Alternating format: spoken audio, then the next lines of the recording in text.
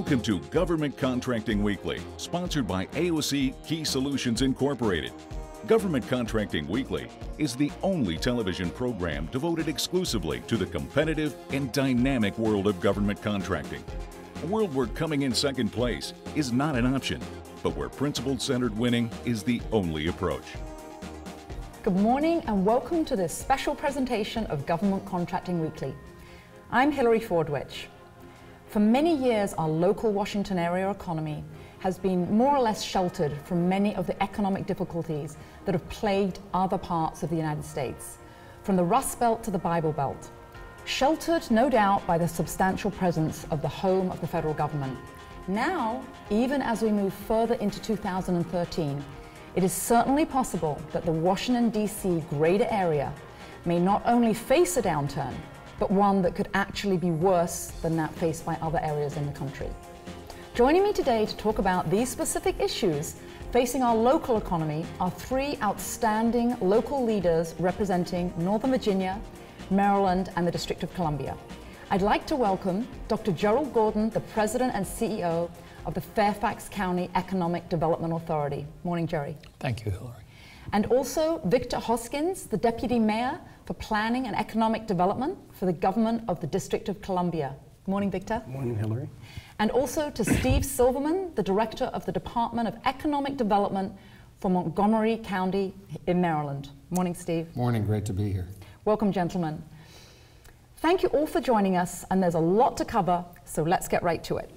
So every government contractor is really day-to-day hanging on news of whether the federal government is going to come to any decisions. What are you hearing from government contractors in your respective regions day to day, and what are you hearing from both large and small contractors? Victor, to you first. Well, large and small contractors are really saying the same thing. The uncertain federal budget is a huge issue for them. Impediment. And that's actually it's a risk because they actually don't know what's coming down the pike. The second factor is the divided Congress. You know, because of the fractured Congress, you have issues of whether or not something is going to go forward or not. And then slow approvals. Approvals have slowed down because of this uncertain budget and the agencies, and you can understand that. You know, it creates that difficulty. So they really are all like thinking the same thing. The great thing is that people are thinking that the risk of sequestration is actually declining. So that's a positive. And at one point it seems so imminent. Yes, it did. Yes, it did. And Steve, what are you seeing in Montgomery County? Well, I think there's clearly an impact from Lockheed Martin's on down to the small 5-person shops. Very big concern, I think, in information technology contracting. Those are projects that should move forward but can get sliced and diced. The other ripple effect really is also in the real estate market. We're talking to owners of buildings, landlords who are sitting there with government contractors saying that the contractors are looking to renegotiate and re-up their lease, but they want a kick-out clause. If the contract gets terminated, they want to be able to terminate their lease on 6 months' notice. So there's a ripple effect through the economy. Because they want the flexibility, which is natural absolutely, for business. And given the amount of vacant space in the region, landlords have no choice. There's really not a lot of options there, so I think that's got a ripple effect also on the economy. Thank you, Steve. And Joey, what about Fairfax County? Well, I think the uncertainty is certainly a factor, but these companies, particularly the large government contractors, have seen this coming for some time. So while there's uncertainty about what will happen with that portion of their business, they have begun to diversify further into other areas away from government contracting. They've been planning this, they've seen it coming. They've seen it coming. Yes. I mean, they're far ahead of this, us on this. The other impacts, though, are going to be felt, as Steve indicated, in the real estate community, but also beyond that. If contracting declines significantly and spending declines significantly, everybody from the corner drugstore up through major corporations is going to feel the impact. There will be an impact on all of them. And that relates to also, of course, job losses, because that's what's going to happen. That's going to be the fallout. What do you see in terms of job losses in the district, Victor? Well, recently, actually, we've been tracking the last 2 years, and in the last 2 years, we've actually created 27,000 jobs in the private sector. So that has been an extreme positive. All due to you, of course. Yeah, no, that's actually very little to do with me, and thank God for the private sector. And then about 3,600 job losses in the government sector. So we've netted up about 23,000. So we feel very positive. We thought the impact would be far worse. Actually, if you go to the District of Columbia right now, what will shock you is that there are about 55 cranes up all over the city, and we really are experiencing a construction boom that we haven't seen in a generation. That's phenomenal. Yeah. And Steve, what about Montgomery County? Well, the unemployment rate released last week was 4.9%. It had reached a high water mark about a year and a half ago at 6.2, so we're moving in the right direction. But historically, that's still significantly higher than what we've seen and what the region has. The challenge, I think, really is going to be to try to figure out where we can be supporting as a local government the innovation economy, the startups, the new businesses, that the folks who want to come out of the labs, out of their universities, out of their garages to start companies. This is a great opportunity to do that. And we hope we're going to continue to move in that direction. But the projections really for the next 2 to 3 years are really fairly stable, which is good on the one hand, but on the other hand, trying to get down to the relatively normal below 3% unemployment is going to be a real challenge. Yeah, big challenge. And what about Jerry out in Fairfax County? Well, we start from a position of strength. So declines in federal contracting will hurt, but not as dramatically as they might elsewhere in the region. We're at a 3.4% unemployment rate. Job growth, as in Montgomery and DC, has been positive over the last several years. We've managed to diversify the economy over the last several decades, and more recently with new additions such as Intelsat, Bechtel, Hilton, Volkswagen. So they give us a niche in diversity several other, also, not just absolutely, pure government contractors as well. Yeah, right. Thank you.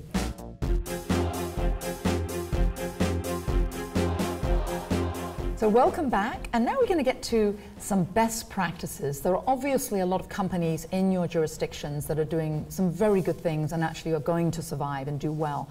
What are you seeing in terms of the best practices? And Jerry, let's start with you out in Fairfax County.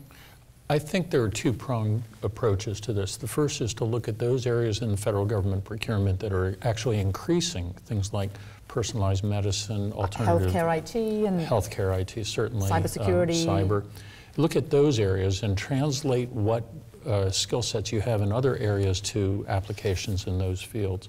And then secondly, to take the skill sets and the products and services that were acquired by companies or learned over time provided to the federal government and translate those into private sector applications as well. That's good, so that you can actually diversify from federal to commercial. Right. Yeah, good advice. Steve, best practices in Montgomery County? Well, a lot of what Jerry said is true on our side of the river. Healthcare IT is exploding. I mean, we have NIH and the Food and Drug Administration, and those institutions are pushing the private sector to come up with health IT success stories, and cyber is going to be, I think, for us, the next life sciences. 30 years ago, it was the beginning of life sciences. We have the National Center for Cybersecurity Excellence located outside the gates of NIST. That's the civil side of cybersecurity, and every time you turn around, you read in the newspapers or online, yes, or on TV about some institution getting hacked.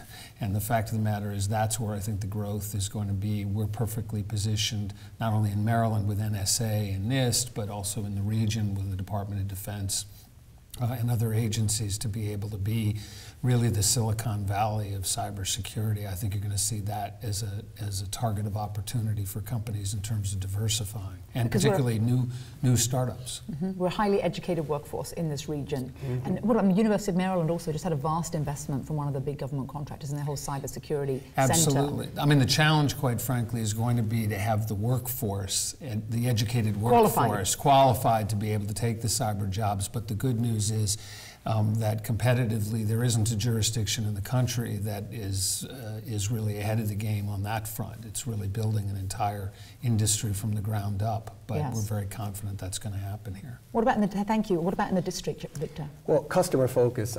Any private sector contractor looking at government contracting has to understand the forecasting for specific agencies. They just can't blanket and look at the government. And in Washington, D.C. in particular, because the Department of Homeland Security is consolidating on St. Elizabeth's West Campus, the first phase has just been completed. It's about 1.5 million square feet under roof. and 4,400 Coast Guard employees will be moving there in August. There are already subcontractors that are working in that area. General Dynamics just picked up an $800 million contract to do the IT for that.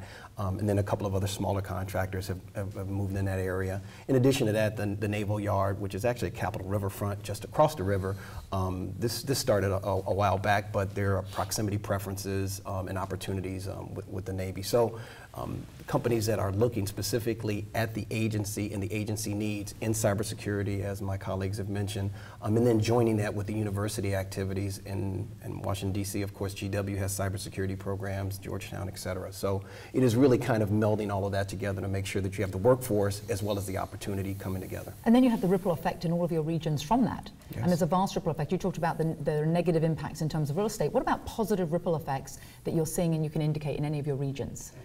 Well, one of the positive impacts for us is actually having wonderful neighbors like Montgomery County and Fairfax County. One of the great things is that this is a region that really where the labor force moves a lot. Mm-hmm. There's mobility. Actually, on my way out here, one of my employees says, I used to live just up the street. So there's a lot of movement in the region, and people are not, they don't perceive borders like governments do, right. Which is right. fantastic, which means that when there are jobs offered in a region, we can actually place people in those jobs. We've had actually quite a bit of that happen just recently, actually in the last 24 months. And actually the traffic on the American Legion Bridge testifies to that. There you yes, go.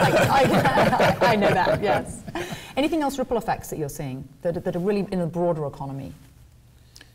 Well, Yes, I think for us, we see companies that are starting, as I said, to translate their skills.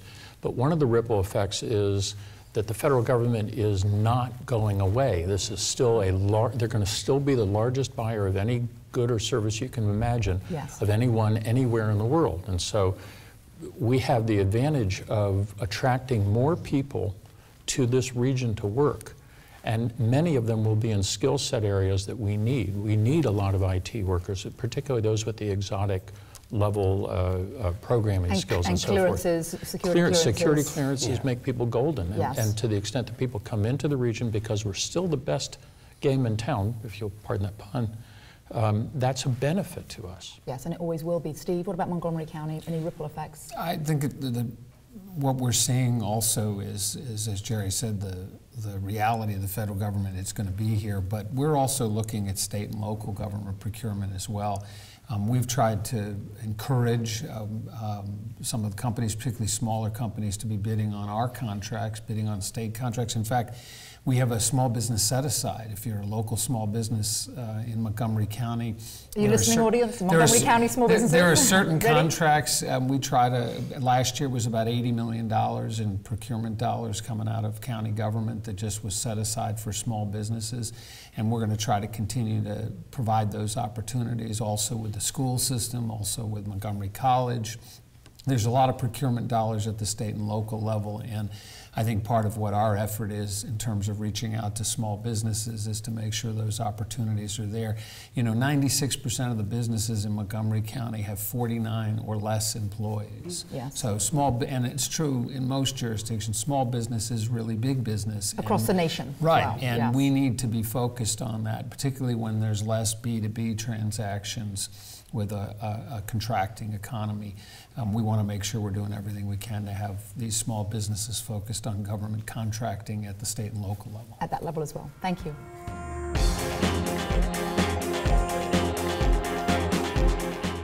Welcome back, and for all of the viewers this morning that may be a small business, in this region about 96% of the businesses are those that have just really about 49 employees or less, and I think that was across all of your jurisdictions. Steve, you just mentioned that statistic.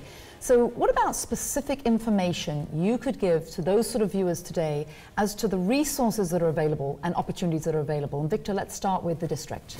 Well, we have recently signed a memorandum of understanding with the Small Business Administration for our hub zone businesses, and those are the businesses that occupy a zone where they get extra points, preference points for being in the zone. We currently are looking at how we are linking them to our small business development group in the city.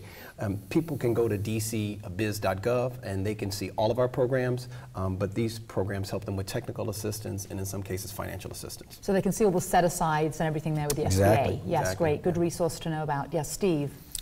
Well, we are about to hire what we're calling a small business navigator, who's basically going to be a point person in the small business community, particularly to help them through the procurement process, which can be a challenge.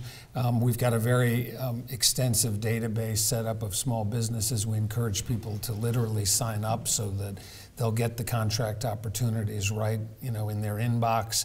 And what we're also trying to do is to link them to larger companies. The companies that we've got, large companies like Marriott, Discovery, Hughes, Lockheed Martin, they buy goods and services each and every day. And one of the things that's been missing really is trying to link some of our smaller businesses and contract opportunities with those large companies. They'd all like to do business locally if they think that they've got potential vendors who can do the job. And so part of what we're doing is to identify those potential contracts, even in the private sector, and try to encourage more B2B transactions. So that's really the procurement with those, as well as being a sub potentially to those firms also. Absolutely. Yeah. And then what about Jerry out at Fairfax County? We too have those similar websites and programs that we make available to small businesses, as well as workshops. We hold a monthly workshop which we distribute that kind of information. I think we just recently had our 3,000th participant go through over the years. That's huge. But many of the small businesses can get this information directly from large businesses. These are still government contractors who are looking for potential subs, particularly in the women and minority business areas. And so they're interested, they're happy to share what information they know, as long as it's not confidential, with other businesses. And because they don't want their secret sauce to go away, but they do need those subs no matter what. And what about, since you all have similar programs, I noticed nobody bought their boxing gloves this morning, that you're all very amiable with each other, but are you really competitors against each other, or are you more allies? You all seem very congenial this morning, but what is the reality? Maybe we start with you, Jerry. Well, the reality is that we are competitors. This is a highly competitive business. We are friendly competitors. We're professional about it. We don't go into other jurisdictions to steal companies, but we are competitors. In Virginia, for example, local governments provide public services on the back of real estate taxes. Yes. So if we don't have a local income tax. The income taxes go to Richmond. So if a company lands outside of Fairfax County, we've lost. Period. Yeah, that's very important. And what about Steve in Montgomery County? Do you view your Victor and Jerry as enemies or allies? No, God bless the press. They like to highlight usually the big companies, companies that have 300, 400, 500 or more employees, and the battle as to where something is going to land. And kudos to Fairfax for Intelsat. The reality, however, is that, again, most of the companies are not of that size, and what we've tried to focus on is really the innovation economy. We've got the first local biotech tax credit in the country. We're about to enact a green investor tax credit. The state of Maryland is going to do a cyber investor tax credit. These are all tax credit programs for investors in early stage startup companies, because the job growth really is in the startup companies, the companies that are less than 5 years. That's where we see the real opportunities for moving forward, and anything that we can do to incentivize those companies.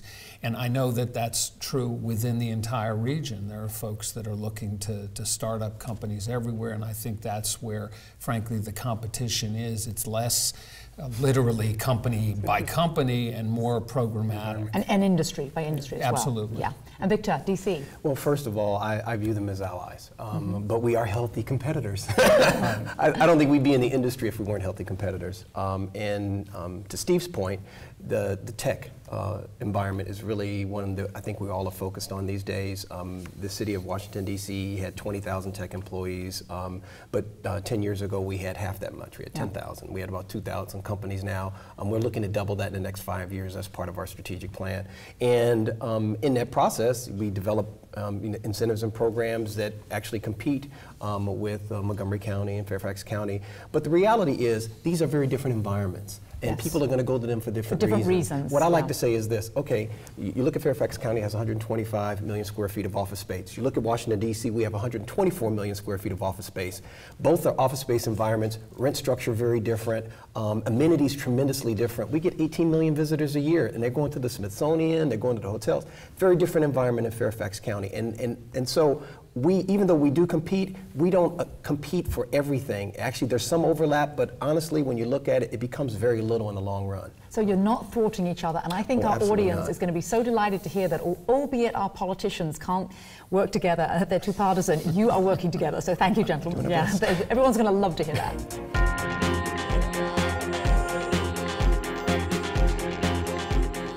Welcome back, and of course everyone watching today, I assume, is really interested in terms of what do you do to win a government contract. Key Solutions, the major sponsor of the show, provides capture, strategy and proposal services to win government contracts, and we know that most people watching want to win. So my question now for our panelists is, what do you advise government contractors in your respective jurisdictions to do to win? What are some of those key characteristics and activities and strategies you think are successful? Let's start with you, Victor, in DC. Well, number one, understand your customer. If you don't understand your customer, you can miss your target. Number two, adapt. This is a changing environment. It's rapidly changing, and if you don't keep up with the adaptations, you will lose the game. And finally, just making sure that you are on top of those forecasts, because those forecasts really are going to tell you where the agency's going. Yeah, so the government contracting community wants to have more forecasts and know what's happening even more. Yeah, Steve, in Montgomery County. I just would add, I think diversification is really going to be the hallmark of the future. As Jerry had said earlier, certainly seeing that at the larger companies, but now you're going to have to see that, I think, in terms of small and mid-sized companies. But a lot of this stuff, particularly, for example, in the IT arena, is cross-cutting in terms of agencies, and I think that's a positive sign. So diversifying from defense to civilian, and also diversifying from government contracting to commercial sector, diversifying in many ways, are you saying?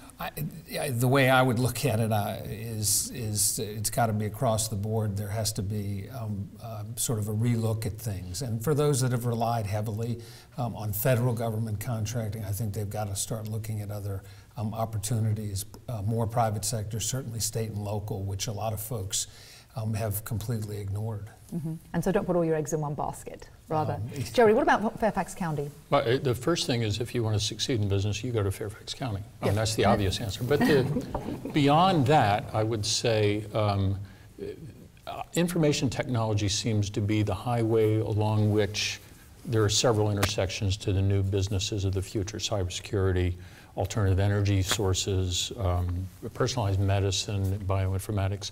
So heavy up on the IT skill sets, because those new industries are going to require that extraordinary strength in those areas. They will. And when you talk about new industries and we talk about what you should do to diversify, we're talking about the future. Mm-hmm. Looking ahead to the rest of 2013, what will this year hold? Positive thoughts? What do you think it's going to hold, and what is the downside this year coming up, Victor? I think very clearly there is going to be a reduction in government spending. It's just, we all know that. The new reality. The new reality. And I think that Steve made the point very well. These companies have to be ready for a transition. I mentioned adaptation. You have to be ready to adapt, which means that as you hire programmers, maybe you're hiring different types of programmers, ones that do large-scale data mining as opposed to those that develop, firewalls. I mean, it's just it's a different type of programmer. So, who you're putting on your team really changes. It does, yes. And Montgomery County, Steve? I think this is the year of adjustment for everybody. The federal government will make its decision at some point, whenever that is. Imminently. And just as they did with taxes, that's going to lay the foundation for moving forward. And I think that's going to be true with regard to a resolution on the budget side as well. People will know what the future does hold. I think there's going to continue to be a lot of uncertainty in 2013. But to pick up on Jerry's point, I mean, IT is the future. Not his point about move to Fairfax County. Not that point. No, another point. No, about IT basically being where the focus is going to be, and it's going to go off in a lot of different directions.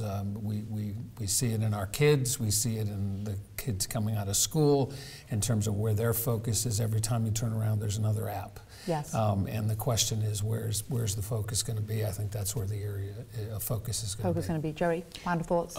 I think it's state of mind to some extent. This nation has always recovered well from these. This region has recovered well from these. Yes. More than resilient, yes. We're foresightful and create these new industries, and we are at the point of those new industries. So manage expectations, but don't give up. Great. That is positive. That's a lovely positive note to end on. I think I appreciate that, and I think that our viewers will, that we're not going to give up. We're going to be innovative. We're going to be creative, and this region yet shall grow and do well. So that brings us to the close of this week's edition of Government Contracting Weekly. I hope that all of you found today's information presented in this program to be most useful and beneficial. As we look ahead to a year where it may not be business as usual, right here in our home market of Greater Washington, D.C., I think we had some super optimism. I want to thank our guest, Steve Silverman from Montgomery County, from the Department of Economic Development. Thank you, Steve. Thanks. And also to Victor Hoskins, the Deputy Mayor for Planning and Economic Development for the District of Columbia. Thank you, Victor. And also to Gerald Gordon, the President and CEO of the Fairfax County Economic Development Authority. Thank you, Jerry. Thank you.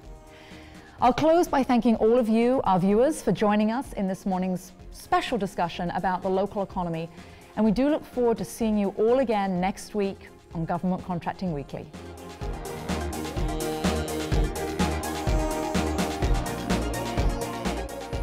I hope from today's presentation of Government Contracting Weekly, you gained beneficial insights regarding the status of government contracting in our regional economy. Of course, most of you live right here in the Greater Washington area, and it's no secret to any of us, or for the rest of the world for that matter, that much of the strength of our regional economy derives from our being the federal government's home.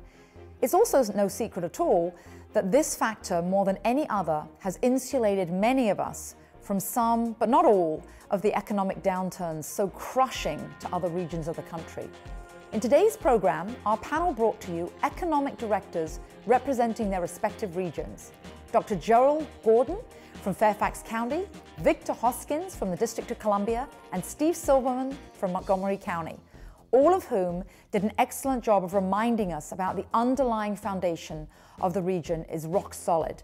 Nevertheless, while we typically have fared better than most regions, if our federal government doesn't heal its somewhat self-inflicted financial wounds, we could find ourselves for the first time temporarily lagging behind other parts of the country in terms of real economic growth.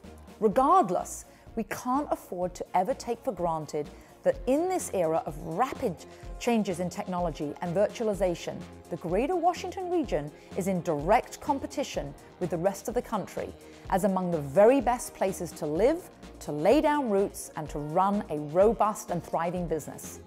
Many of you first came to Washington for school, for a limited assignment, or to work with the government, ultimately joining the ranks of so many others who fell in love with this community, then decided to make this their home.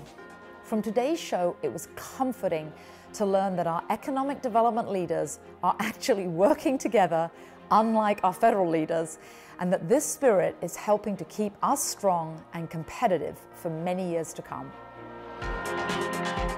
You've been watching Government Contracting Weekly, sponsored each week by AOC Key Solutions Incorporated. Government Contracting Weekly is the only television program devoted exclusively to the competitive and dynamic world of government contracting. For additional information, comments, questions, or suggestions, please write us at governmentcontractingweekly.com.